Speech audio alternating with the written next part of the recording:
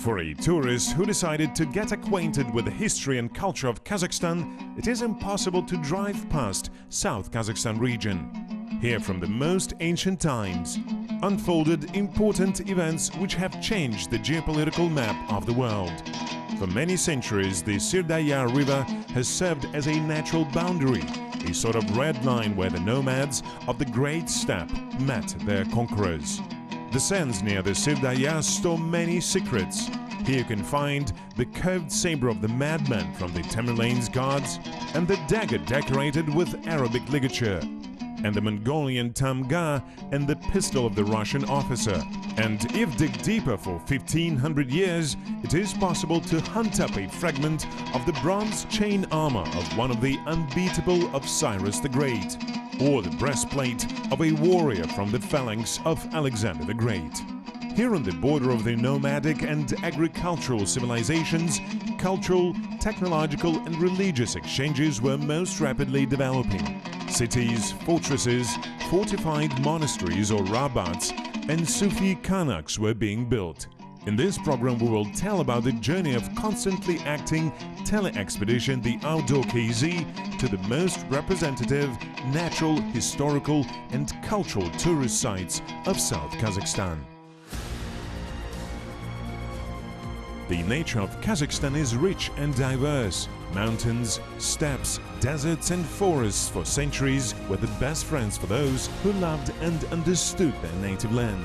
They gave people food, shelter and asylum from the enemies. Over time our way of life has changed, but the nature still generously shares its wealth with us. Today landscapes and biological diversity attracts tourists and fans of active recreation to Kazakhstan.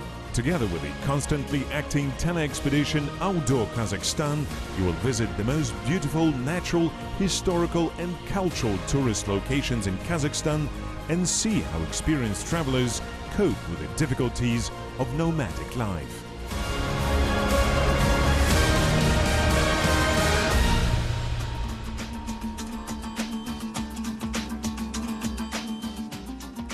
The new stage of the expedition began in Kantau, city of metallurgists. It was founded in 1955. Kan means ore in Kazakh and Tau means mountain. In fact, the city is located at the foot of the Karatau Mountains, rich in polymetallic ores. In 1959, the great Kazakh writer Mukhtar Awezov gave the young city of miners a poetic name, the Black Mountains Crown. Хотя наша экспедиция больше ориентирована на природные объекты, Actually, our expedition is more oriented towards natural tourist sites, but the border between natural and cultural historical tourism is conditional. For example, our foreign guests who come here to see some kind of animals or to have an extreme journey will never pass by the ancient city. Therefore, we firstly decided to spend a week visiting cultural and historical sites and then return to our native animals. Показать туристические жемчужины южно-казахстанской области как можно полнее.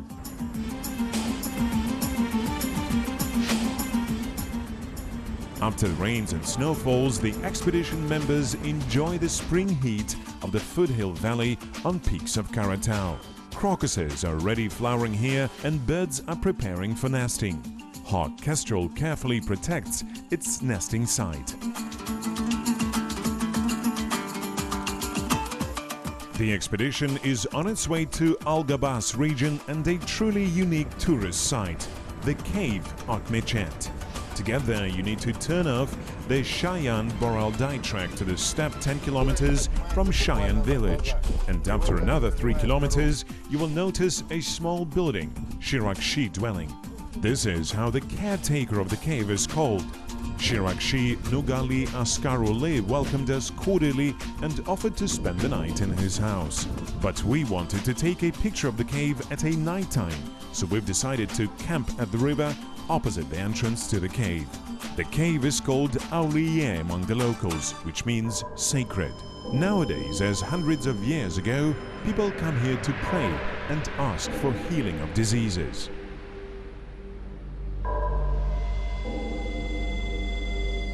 This is the entrance to the cave.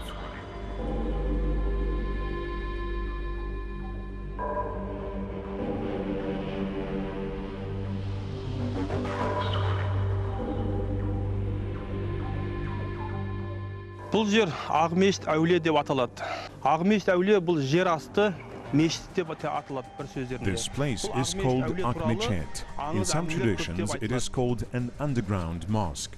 There are numerous legends and traditions among the people, and one of them tells how during the Hungarian invasion, 10,000 soldiers at a time prayed in the underground mosque overnight. Since ancient times, this place used to be an object of worship and has been considered sacred. Therefore, it was especially honored by people, and they adhered to certain rules, kept it clean and quiet. Those who come here feel a special sacred energy.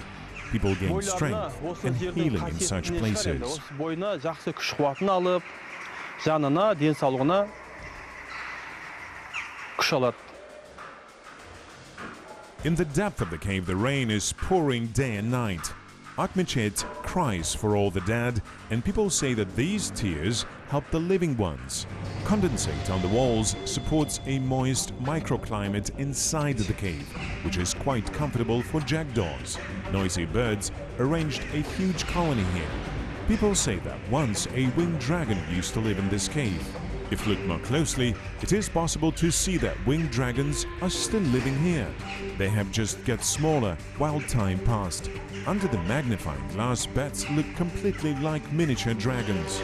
Paleontologists haven't found any remains of larger monsters in the cave since, according to updated data, the arches of the cave collapsed in those days when all the dragons and other large reptiles had already died out. The cave is of the karst origin. For millions of years, underground waters have washed away soluble compounds from the ground, and during the earthquake, a part of the dome collapsed, linking the cave to the outside world. Preparing for the expedition, we read a lot about this place. We saw a large number of photos, but the real picture surpassed all our expectations. Imagine you drive along the hilly steppe through flat, monotonous landscapes, and suddenly a hole in the earth crust appears right in front of you. And inside it, there is a whole underground world. Sun rays penetrate into the cave through a hole. Lighting is enough for the whole forest of mulberry and Karagach to grow inside it. The restless crowd of jackdaws is living now in that forest. Sophisticated masters of aerobatics, they noisily flock into the cave, somehow miraculously keeping the airline up in an underground tightness. Even in the harshest summer heat, the daily temperature here does not exceed 10 degrees. People say that previously there was a secret underground passage to the cave, but in the early 20th century it was swamped during the earthquake. And according to the legends, the size of the mosque used to allow placing several thousand people at a time.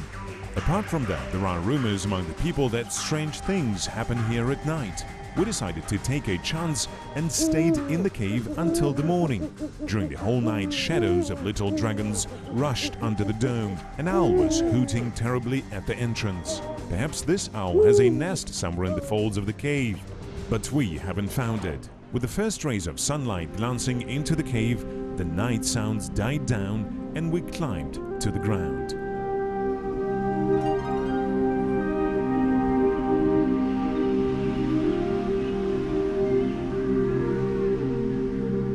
A tourist who has visited Akmechet should also visit the Mausoleum of Domalak Ana. It is located at the mouth of the Khoja River, 12 kilometers from the cave near the village of Turakti. Originally, this architectural monument of the early Midlands was built from burnt bricks in the form of a mazar with a domed vault. Over time, it has been rebuilt for several times. In its modern form, it is trimmed with a white stone brought from Mangistau. The mausoleum is erected above the grave of Nurullah Ali Silankazi, popularly known as Domalak Ana. Domalak Ana was the third wife of the famous Batian Bey Jibek Karashauli. The love story of Jibek and Nurullah became the basis for many folk legends. Once, Jibek Ata went to Turkestan to bow to the spirit of Khoja Akhmed Yasawi. He stayed at the house of Mausoleum inspector Shaihi Mizambek. The daughter of the host, Nurullah, was serving the table. She not only conquered Batir's heart with her beauty, he was also astonished with her acumen and smart answers to complex questions. According to the legend, Nurillah had the gift of clairvoyance. Later, she was giving wise advices to her husband.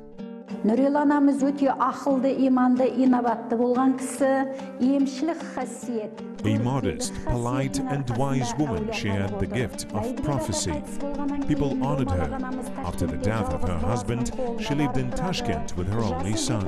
When she got old, she asked her son to take her to Karatau, where her husband rested. Before the death, she told him not to bury her nearby Jibek. She wanted to be buried at the place where the camel would kneel for the third time. Thus, the relatives buried their worthy mother in this remote place. Grateful descendants later erected a mausoleum on this site.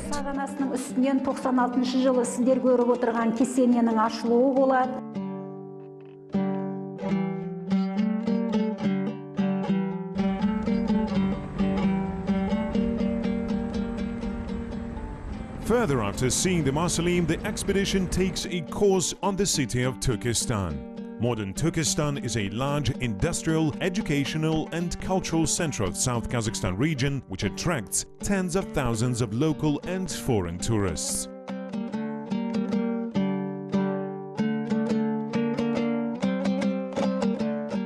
While the tops of Karatau were covered with snow, here in Turkestan, apricot trees are already in a full blossom. It is very warm here.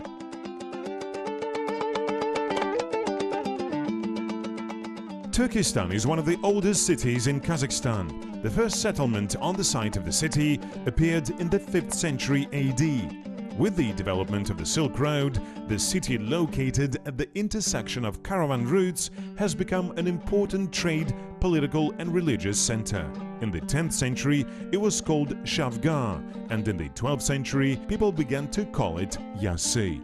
In the 16th, 18th centuries, the city was the capital of the Kazakh Khanate.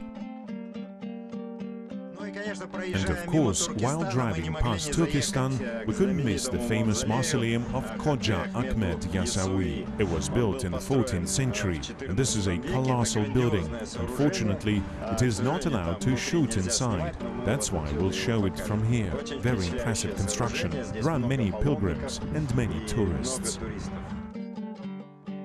The mausoleum was built by the order of the commander Tamerlane at the burial place of the Sufi poet Khoja Akhmed Yasawi. Yasawi had a great authority among the people of Central Asia.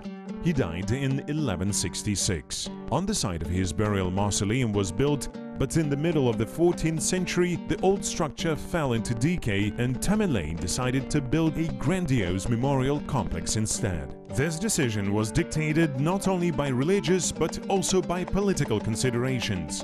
In 1395, Tamerlane defeated the Khan of the Golden Horde, Tokhtamış, and burned the capital of the Horde, the city of Saraybekir. Raising the mausoleum on the grave of the respected man, he asserted his power and strengthened his authority among the nomads of Deshti Kipchak.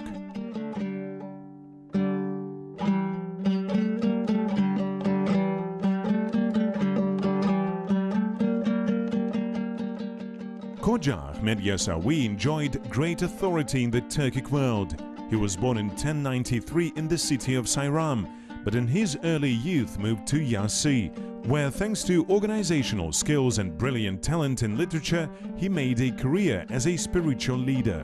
Yasawi founded his own Khanaka, a religious monastery of those days, which entrance was opened to all pilgrims, unlike at the Christian monastery. Khanaks simultaneously played the role of both religious schools and hotels. They existed at the expense of donations of rulers and rich people.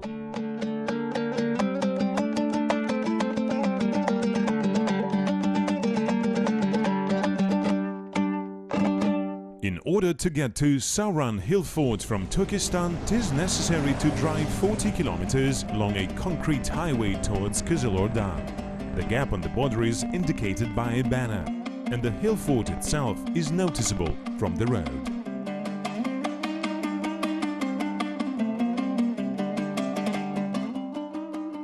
The settlement of Sauran was founded in the 6th century AD. The Arab geographer Maksudi wrote that Sauran is a big city surrounded by a high wall. In the 12th, 14th centuries, Sauran was mentioned in numerous literary sources as a large city on one of the branches of the Silk Road, which runs between Karatau and Sirdarya. During the heyday, the city's population was estimated at 15,000 people. At the beginning of the 13th century, Mongolian troops occupied Sauran, plundered it, but did not destroy it, as happened to Otrar. The city quickly recovered from the Mongolian invasion. At the beginning of the 14th century, in Sauran, it was the bed of the Khan of the White Horde. It was here where the ruler of the Khoja, Sasebuk, found his last shelter in 1320. From the 15th century till the destruction by Jungars in the 30s of the 18th century, Sauran was one of the administrative centers of Kazakh Khanate.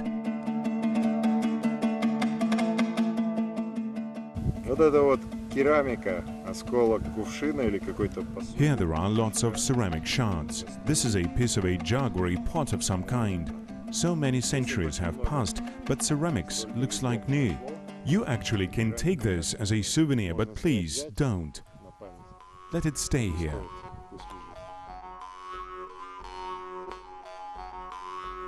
In the center of the fortress, the remains of the Rabat can be seen.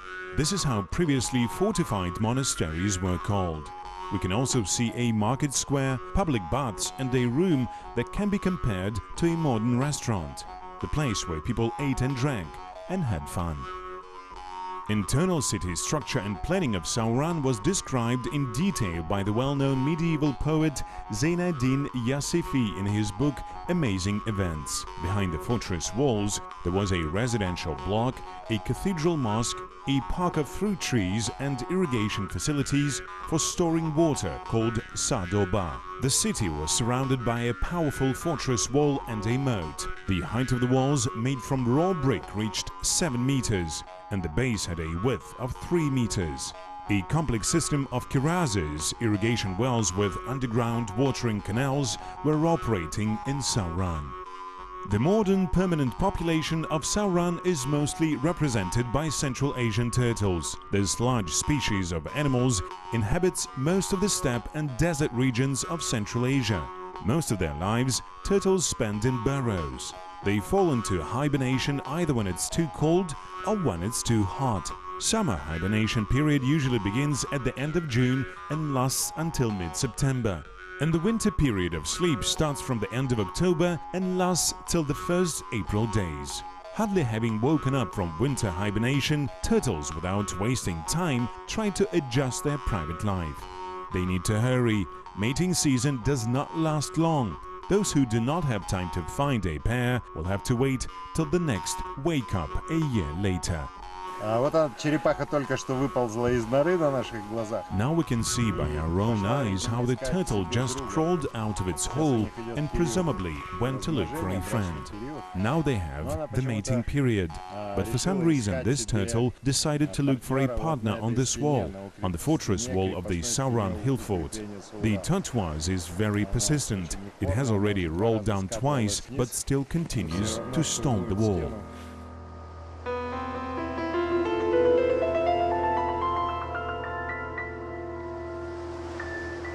A turtle spends the major part of its long life sleeping, awakening, rebooting, a short mating season and then again sleeping. Ideal regime for a long liver. There are registers of turtles at the age of 155 years, but scientists believe that this is far from limit. It is possible to live even longer. The main thing is not to suffer from insomnia, not to be nervous and not to hurry anywhere. It is possible that this turtle had been seen by Shokan Valikanov long ago, but there are no signs of old age in her eyes. They simply reflect the centuries she lived.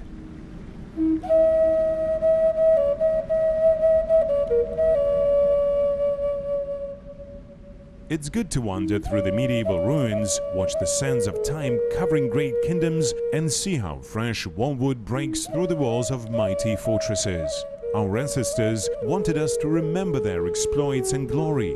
For this they built monuments and created works of art. Centuries later, tourists will also wander through our cities and admire the art, however, some examples of which they might find primitive.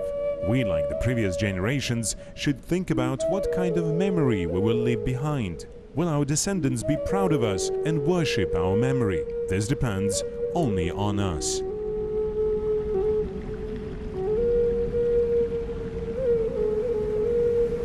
But it's time to continue our expedition. The next point on the route is the village of Shaoder, the center of the Otrar district. In the neighborhood of this village, there are two objects that are mandatory for visiting for a person who decided to get acquainted with tourist resources of South Kazakhstan region. These are the settlement of Otrar and the Mausoleum of Aristan Bab.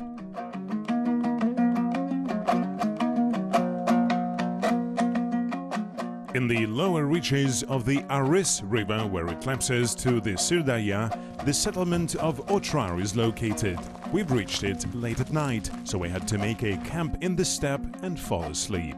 Early in the morning, the expedition members went out for exploring. The hill fort is spread over several kilometers, so it's not so easy to walk around it on foot. Thus, the local shepherd, Saken Aga, offered to rent his donkey.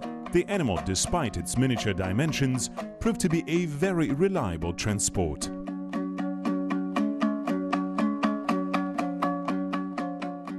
Before the Mongol invasion, Otrar was one of the largest cities in Central Asia. The Otrar oasis, as a caravanserai on the Great Silk Road, originated in the 1st and 2nd centuries BC.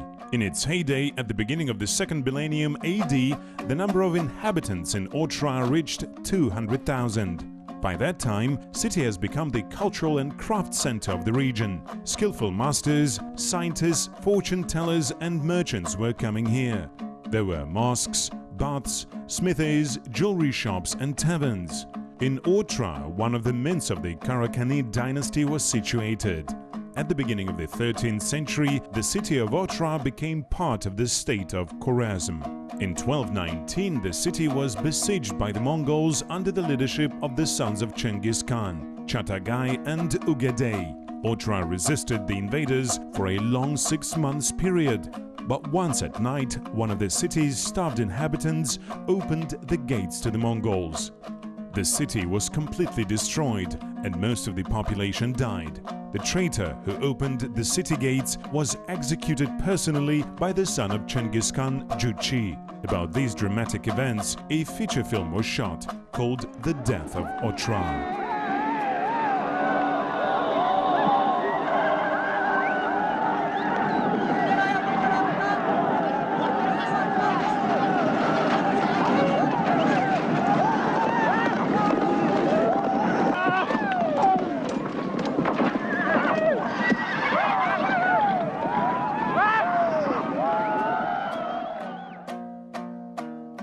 During the reign of Tamerlane, the city was rebuilt anew and the founder of the Timurid Empire died here in 1405. Later, Otrar was one of the largest cities of the Kazakh Khanate.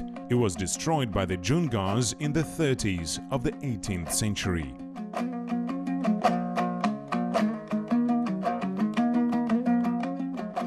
The local historian-geographer Sabit Tuali Bekuli told us a lot of interesting things about the work of the Otrar Museum Reserve. Its total area is 3,000 square meters. It includes 4 archaeological monuments of the Republican importance and 216 archaeological monuments of local importance. Interest in the history of Kazakhstan increases annually both among domestic tourists and among guests from abroad.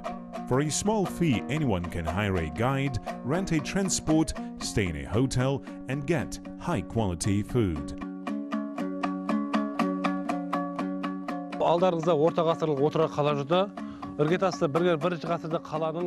In front of you, there are the remains of the medieval city of Otrar, which was founded in the 1st century BC. The city faced many historical events. One of them is the invasion of Chengiz Khan. The inhabitants of Otrar confronted soldiers of Chengiz Khan as much as half of a year. As a result, the enemy turned the city into ruins. In the 13th century, the city began to flourish again. During the reign of Tamerlane, it became the capital. After excavations of the medieval fortification, a number of construction sites were erected here. An open-air museum was created. For example, now in front of you, we can see the southern gates of the ancient city, built around the 13th and 14th centuries. The Otrar State Archaeological Museum Reserve makes a great contribution to the propaganda of the history of the region where the ancient city is located. As you know, soon there will be a significant event for our country, Expo 2017. We are ready to meet with pleasure all the guests from all over the world who will attend the World Exhibition. They will be able to get acquainted with the culture and history of Kazakhstan, not only looking at our museum, but also at the famous Mausoleum of Aristan Bab. From our side, we will provide comfortable living conditions and an interesting excursion program. The expedition said goodbye to the hospitable staff of the museum and continued the journey. The next point on the route map is the Mausoleum of Aristan Bab, which is located only 12 kilometers from the town of Otrar. Half an hour later, we were at the Mausoleum. The name of Aristan Bab can be often found in the legends and folk traditions of the inhabitants of Turkestan, Otrar and Sayram. He is referred as a spiritual teacher of Sufis.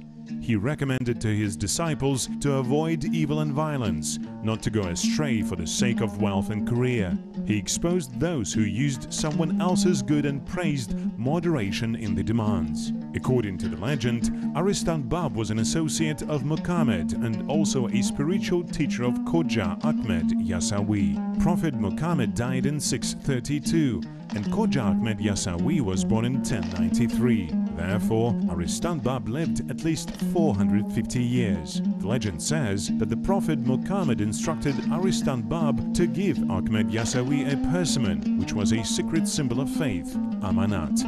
Aristan Bab has long been waiting for the birth of his descendant and died peacefully only when he finally gave him the amanat. Today, pilgrims, when going to Turkestan to bow to the spirit of Khoja Akhmed Yasawi, also visit the village of Shaulder to bow to the spirit of his teacher and mentor. In 11th and 12th centuries, in the vicinity of Otrar city, there was a mausoleum of Aristan Bab, which was destroyed along with the city itself by Mongolian troops. The mausoleum was rebuilt by the order of Tamerlane at the end of the 14th century, but the building did not survive. Over the centuries, it has been rebuilt and reconstructed for many times. In 1971, due to the high level of groundwaters, it had to be demolished and rebuilt again. Pilgrims from different parts of Kazakhstan come to the mausoleum of Aristan Bab. Spend the night with Aristan Bab, ask for help Khoja Akhmed, they say among the people.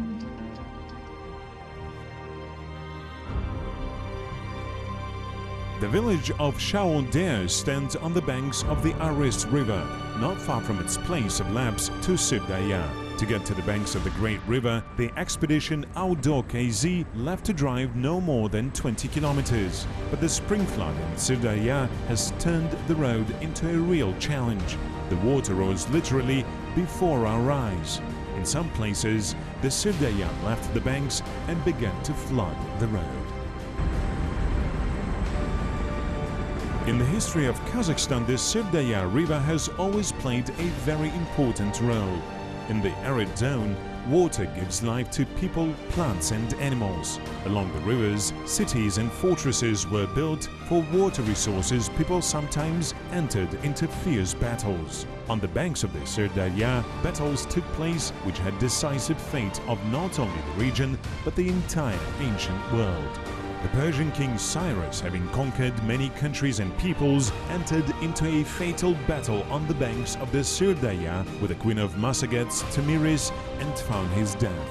Alexander the Great had built at least 2 cities on the banks of the Sırdaya, Alexandria Skata and Antioch Zayaksatskaya. The sands of time have covered remains of these cities, but information about them lives in history. Having acquainted with the historical monuments in the Sırdaya steppes, the Outdoor KZ expedition decided to get to know the river, its flora and fauna, and people who dedicated their lives to protecting natural resources of the great river.